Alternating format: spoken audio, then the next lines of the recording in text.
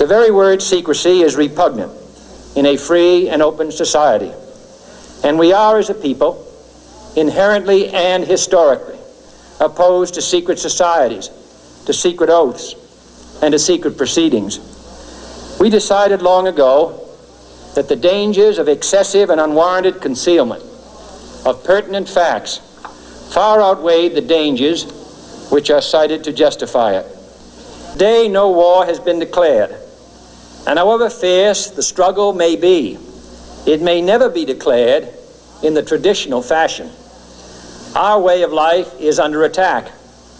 Those who make themselves our enemy are advancing around the globe. The survival of our friends is in danger, and yet no war has been declared. No borders have been crossed by marching troops. No missiles have been fired. If the press is awaiting a declaration of war before it imposes the self-discipline of combat conditions, then I can only say that no war ever posed a greater threat to our security. If you are awaiting a finding of clear and present danger, then I can only say that the danger has never been more clear, and its presence has never been more imminent. It requires a change in outlook, a change in tactics, a change in missions by the government, by the people, by every businessman or labor leader, and by every newspaper. For we are opposed around the world by a monolithic and ruthless conspiracy that relies primarily on covert means for expanding its sphere of influence, on infiltration instead of invasion, on subversion instead of elections, on intimidation instead of free choice, on guerrillas by night instead of armies by day. It is a system which has conscripted vast human and material resources into the building of a tightly knit, highly efficient machine that combines military, diplomatic, intelligence, economic, scientific, and political operations. Its preparations are concealed, not published. Its mistakes are buried, not headlined. Its dissenters are silenced, not praised. No expenditure is questioned, no rumor is printed, no secret is revealed. Formerly acknowledged as the Star of David, the move to adopt this symbol for the flag of Israel angered many Jews who realized that the symbol is in fact not the Star of David, but a hexagram symbol that was used in the ancient mystery religions. Many anti-Zionist Jews have since gone on to participate in annual flag burning rituals. It is in the biblical figure of Solomon that we can trace the true origins of the six-pointed star or hexagram. Solomon called the star the talisman of Saturn, or what became known as the Seal of Solomon.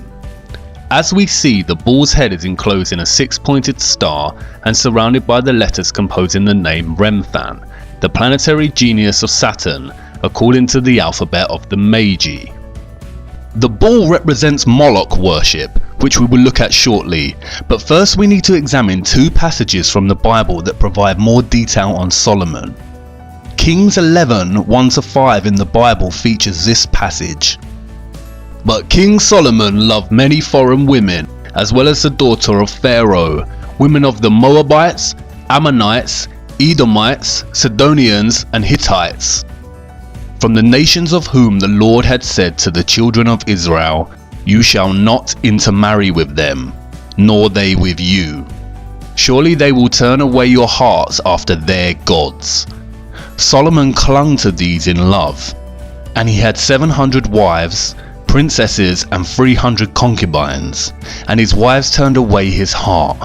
For it was so, when Solomon was old, that his wives turned his heart after other gods, and his heart was not loyal to the Lord, his God, as was the heart of his father David. For Solomon went after Ashtoreth, the goddess of the Sidonians, and after Milcom, the abomination of the Ammonites. Ashtoreth here is a female goddess and the same goddess as Ishtar in Babylon, Isis in Egypt. The Romans called her Diana, and the Greeks Artemis, and the symbol is Venus. Milcom here is a male god, and its root word means king or Baal. It is the same god that is referred to as Moloch, or Nimrod in Babylon, Osiris in Egypt, Baal in Sidon. There are overlaps with Zeus in Greek culture and Jupiter in Roman culture. The symbol is Saturn. As the passage makes clear, Solomon fell in love with the women of Egypt and began to worship these false gods. Two other passages from the Bible directly reference the symbol of the star, or the seal of Solomon, or the talisman of Saturn.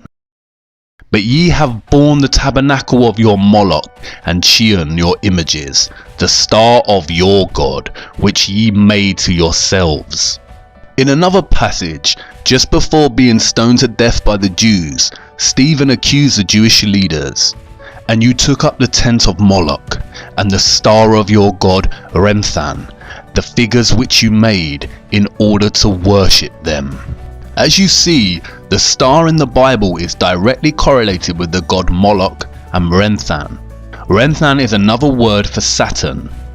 If you study the geometry of the star, you realize it has 6 points, forms 6 equilateral triangles, and its interior forms a 6-sided hexagon.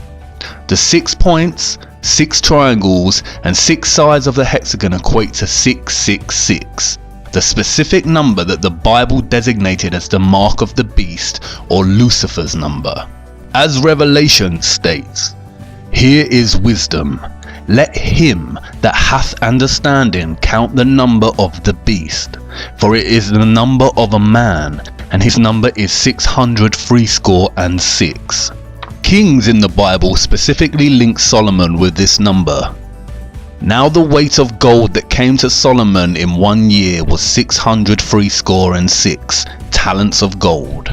The Bible specifically states that it was Solomon that used the star and not David. In fact, there is no evidence that David was ever associated with a star. We've seen how Freemasonry had been infiltrated and overtaken by the Rothschild Illuminati agenda. Here is what Albert Pike, a Freemason in the 1800s, said about the secret society. Masonry is a search after light. That search leads us directly back, as you see, to the Kabbalah. Kabbalah is the key of the occult sciences. The true philosophy, known and practiced by Solomon, is the basis on which Masonry is founded. It is not only Albert Pike himself who reveals the links between Freemasonry, Solomon, and the Kabbalah. The symbolism of Freemasonry and the Illuminati all overlap with recurring themes of Saturn and the numerology of 666.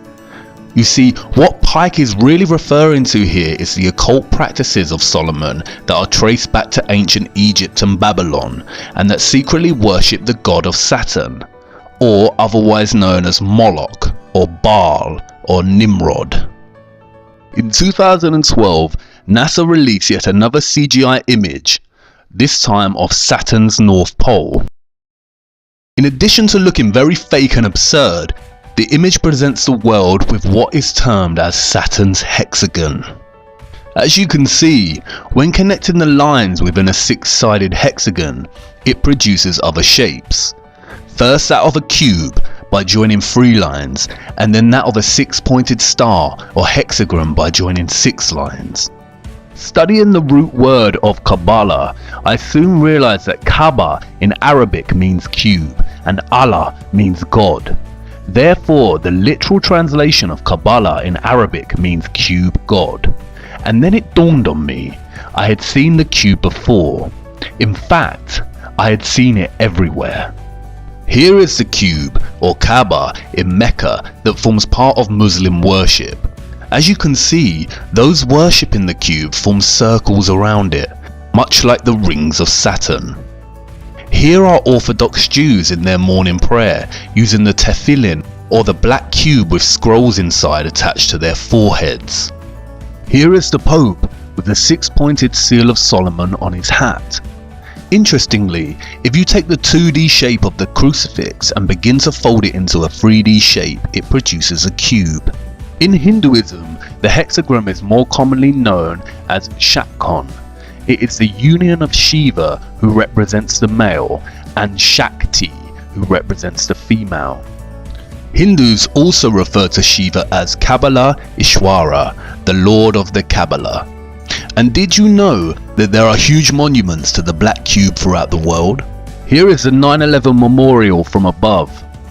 An inverted black cube within another inverted black cube. Furthermore, the Saturn symbolism is not just specific to religions and memorials. Even the everyday life of a so-called atheist is rife with Saturn symbolism. And this is not just limited to the cube itself or the star. The rings of Saturn populate our everyday world. We all live by the symbol of Saturn without realizing it. The symbol of Saturn is inextricable from the number 6. Saturn is the 6th planet from the Sun in the heliocentric model. Also, Saturn Day, or what we now refer to as Saturday, is the 6th day. If you look closer at the Freemason square and compass, it is indeed a broken 6-star hexagram. When linking the letters that spell Mason on the $1 bill, you get a 6-pointed hexagram with the Eye of Providence, or the Eye of Horus, specifically highlighted. Horus, again Egyptian gods. Saturn has also become inextricable with Satan or Lucifer. As Manly P. Hall writes, Saturn has also been associated with Satan, and this for numerous reasons. First, many authors argue that the word Satan is derived from the word Saturn. Second, Saturn is associated with the color black, as well as Satan. Third, ancients considered Saturn to be the furthest planet from the Sun, the latter being associated with the principle of good. Saturn is consequently the celestial body that is the less exposed to the Sun's divine light, and thus associated with the coldness of the principle of evil. Finally, the great god Pan, the horned deity, represented Saturn in ancient paganism. This half-man, half-goat creature is considered the ancestor of our modern depictions of Satan. Pan was a composite creature, the upper part, with the exception of his horns, being human, and the lower part in the form of a goat. The pipes of Pan signify the natural harmony of the spheres, and the god himself is a symbol of Saturn because this planet is enthroned in Capricorn, whose emblem is a goat.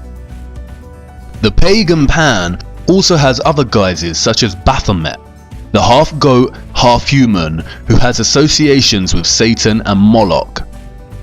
Like Saturn, Illuminati Freemasonry symbolism is prevalent throughout our society in the form of corporate logos and, as Albert Pike said, Freemasonry is the following of the philosophy of Solomon.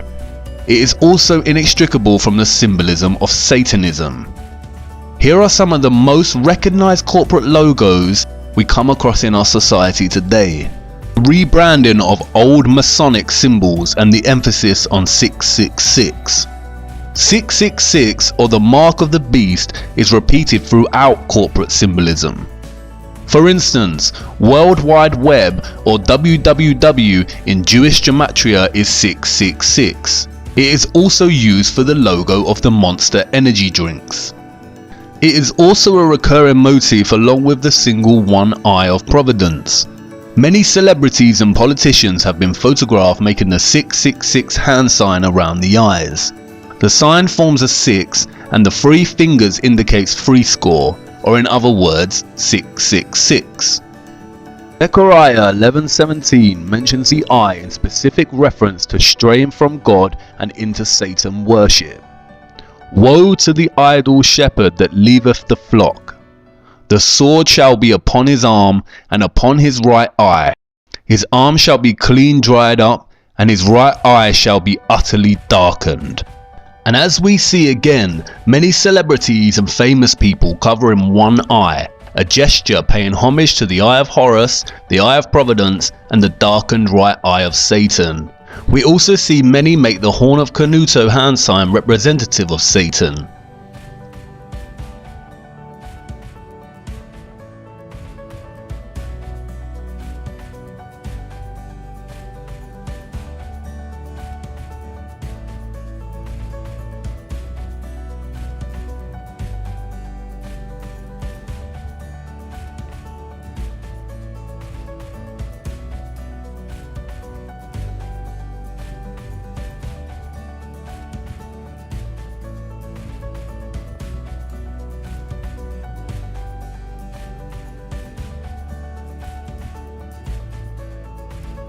The symbolism is literally everywhere. For instance, why does the Vatican's hall look like a serpent? What are the dark serpent-like figures behind the throne? And why was the Vatican's telescope initially named Lucifer? I could go on and on about the abundance of satanic, Saturn symbols in our culture, from the prevalence of Egyptian monuments to secret gestures such as the vow of silence and the Masonic one hidden hand. But I think you get the point. And there is a wealth of information out there if you want to pursue your own research. This video is only supposed to be a very basic overview of this type of symbolism. It becomes confusing because the same symbol of Saturn or Satan keeps appearing in different eras and cultures under different guises. Much like Bauer changed his name to Rothschild, the worship of Saturn has undergone so many different iterations and changes that it becomes difficult to track. I feel that this is deliberately so. And this is the point. What the Rothschilds achieved with their centralized banking and Illuminati cabal establishment of controlled leaders in every industry, such as fossil fuels, health and education, is a highly disguised and masterly executed form of infiltration. They have controlled our access to knowledge from the beginning. The Natural History Museum at Tring belonged to 2nd Baron Rothschild and is located in a Rothschild family home.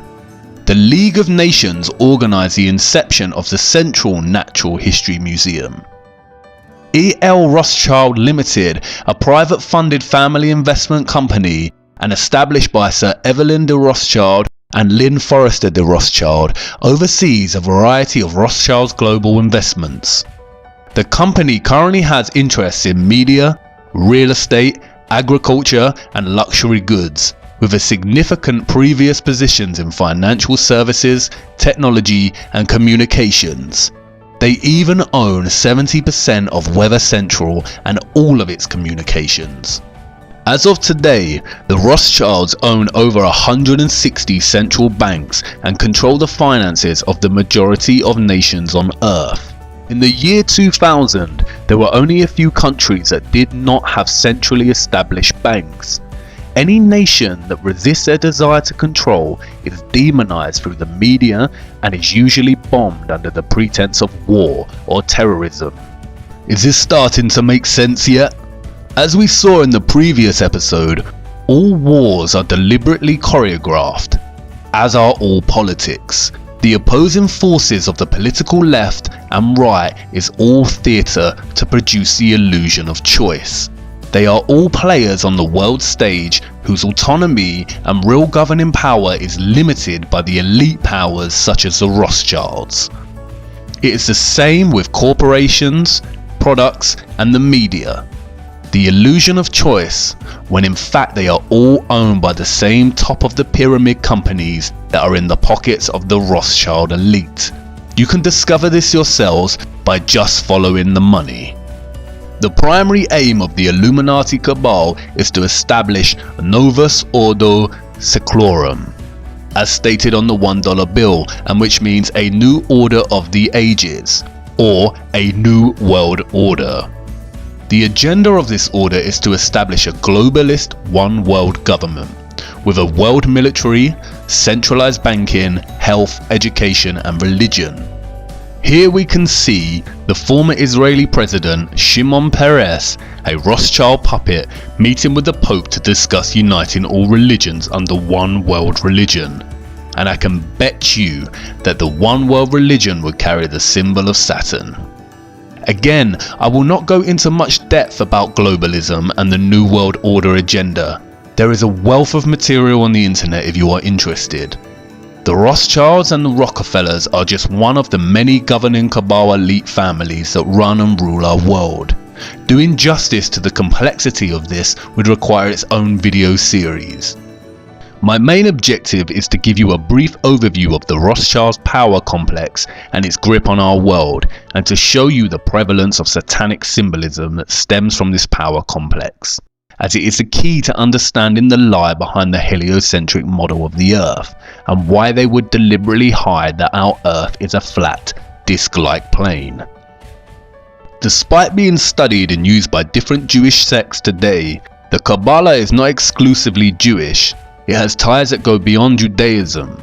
Jewish mysticism originated with the apostate Israelites and ancient Egypt and Canaan during the time of the serpent religions of the Ammonites, the Canaanites and Egyptians, all of which trace back to Babylon.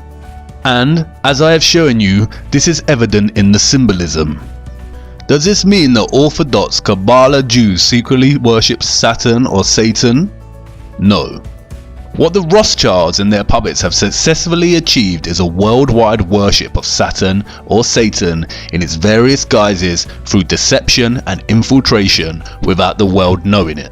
I am not suggesting that Jews in general worship Satan, especially in their study of the Kabbalah, nor am I suggesting that Muslims in their prayer to the Kaaba or Catholics visiting the Vatican are Satanists.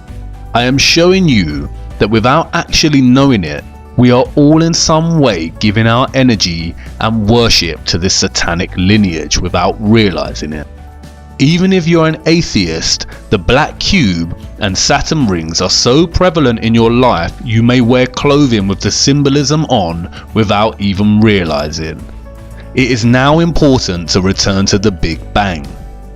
As I mentioned in the previous episode, the Kabbalah Ein Sof provides us two conclusions: that either the Big Bang has proven the Kabbalah and its teachings, or that the Big Bang theory was stolen from the Kabbalah. But you see, perhaps there is an even more sinister conclusion behind this. Perhaps, just perhaps, modern Kabbalists, or more specifically the Illuminati Freemasonry satanic complex, have figured out a way to force their beliefs onto others by renaming their views as science.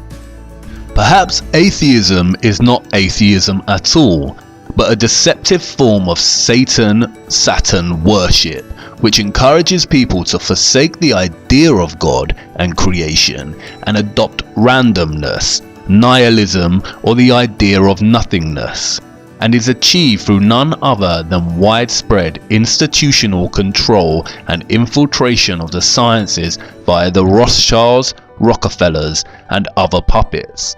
And when met with any opposition is shame from the so-called scientific community. In a nutshell, atheism legitimized coincidence. What about all the central scientific figures supporting the heliocentric model and the theory of the Big Bang?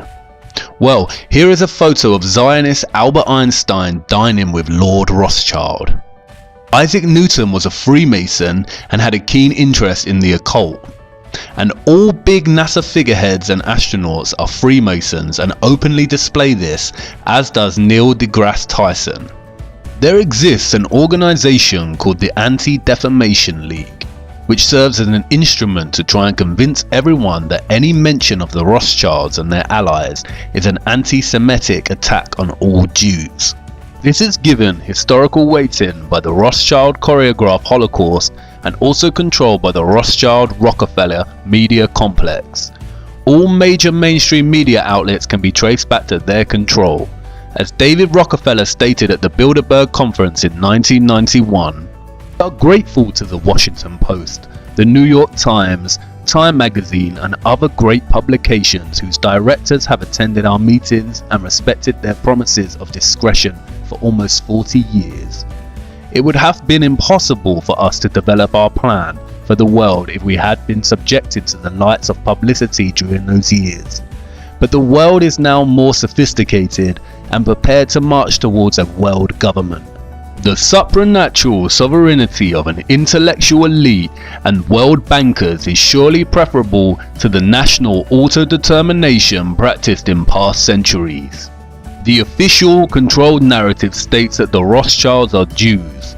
They are not. They are Satanists. Satanism is the hidden religion that rules the world, and its presence is so prevalent and insidiously woven into the fabric of our everyday lives it is shocking. Its method of control primarily centers around deceit. Just as the Mossad phrase states, by way of deception, thou shalt do war. And I want you to really marinate on this. Imagine If you're that powerful that you literally own the majority of nations on Earth and most of the world's GDP, if you had an agenda, is there anything that would be able to prevent you? Would people in power or of fame be able to speak out against you without it having dire consequences? Really consider that kind of wealth and power. It is becoming more and more evident we have been deceived on the true nature of our Earth. And I understand that what I am telling you probably sounds just as ludicrous and ridiculous as when I first mentioned that the Earth is flat. And I know you are on the brink of turning this off and writing it off as garbage conspiracy theory. But let me tell you this, conspiracies are real. It's the lack of evidence that makes them a theory. Stay with me. As I said before, you cannot tell people the truth, you must show them. Do not take my word for it. I cannot just make claims that there is an elite body of people that worship Satan and have operated throughout time by deceiving the common people as to the true nature of the world, and that they have full control over all the information we receive. Prevalent Satan symbolism and the history of the Rothschilds is not enough proof or evidence. If Satanism is real, then I need to show you the true evil of such worship before I show you what they are covering up with NASA. Come with me now to part 7. We are nearly through this rabbit hole.